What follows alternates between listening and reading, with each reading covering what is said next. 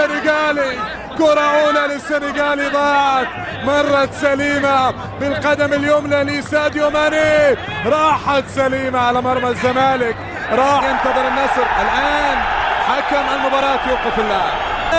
عندنا في اللقطة ملامسة يد، والآن يستدعى حكم المباراة لأن يشاهد اللقطة ويقدرها بنفسه، وننتظر قراره.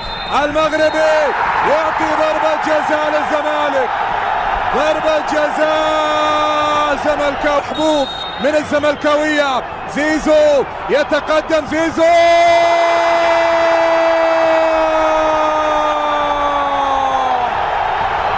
يسجل أحمد سيد زيزو ويتقدم للزمالك 1-0 للزمالك، 1-0 للأبيض.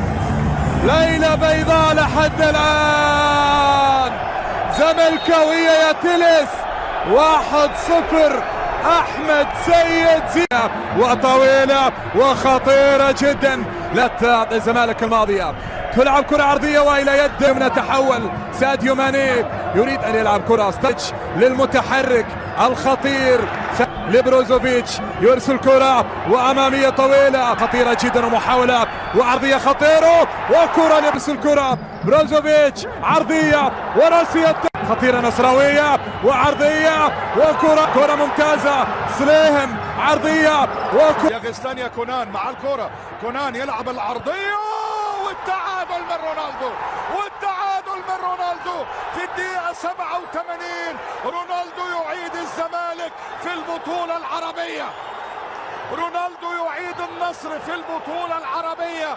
هدف التعادل من رونالدو، عرضية من غسلان ورونالدو في الدقيقة 87. 1-1.